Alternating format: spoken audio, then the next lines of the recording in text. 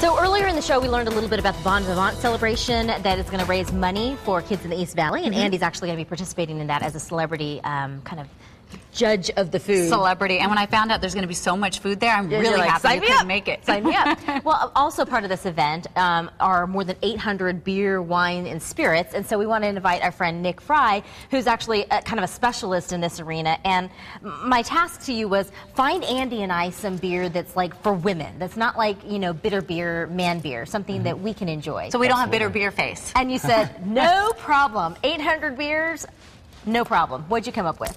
Well, today we're talking about the fruit beers, and actually these are a little bit different style of beer. It's made with the same ingredients that normal beer is made with, but they just add whole fruit and fruit juices to give it that extra flavor and zest that you guys are interested in. Okay, so let's talk specifics about what makes a fruit beer, because it almost looks a little bit like champagne. Kind of like a champagne, yeah. Yeah, and they do have a cork finish just like a bottle of wine or a bottle of champagne. These particular beers over here are from Lindemans. Okay. And they are called fruit lambic beers, and so what that means is they're from a specific part of Belgium, and those are actually fermented with wild yeast. So the yeast is actually naturally in the air. That is so good. And so they add fruit to the malted barley and the wheat, and it just sort of gives it that extra flavor. But those are specifically from Belgium, and they're really special beers. To me, it seems a little bit like punch or wine cooler, like actually. A wine cooler, only not as sweet. Kind of better because it's not as sweet. Well, yeah, and you mentioned for women they're a little bit lower in alcohol, and they do have more flavor. So there's something that can be enjoyed in the warmer weather. But you say lower in alcohol, but yet look at the size of this bottle. The bottle is bigger. Yeah. Yes. So you're going to get the same effect if you finish off this bottle. Yeah, that's correct. That's correct. Now, I know that a lot of the different I don't know, breweries are kind of going the organic route. Absolutely, which was really surprising to me. And this happens to be one of those, right? Yeah, that's correct. This is from Samuel Smith Brewery, and they're in Lincolnshire, England.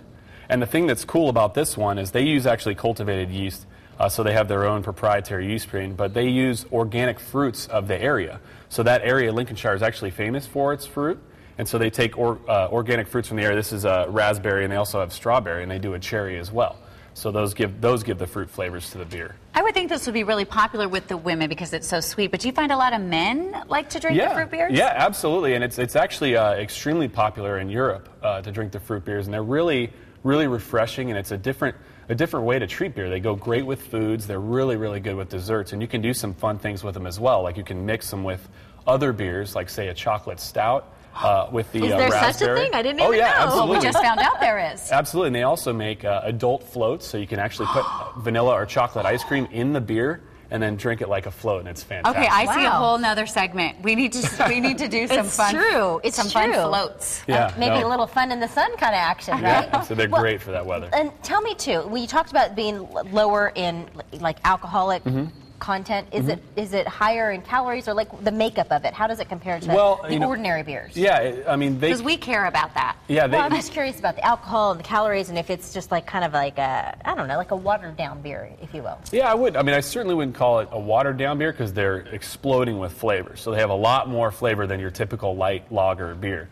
The caloric content, because of the presence of the fruit, it could be a little bit higher, but it's good. It's good calories, it's natural calories, so it's not artificial. Let me just tell you, Stephanie, I was up at Brian's Barbecue, and I had a whole one by myself over a couple of hours, and I felt it.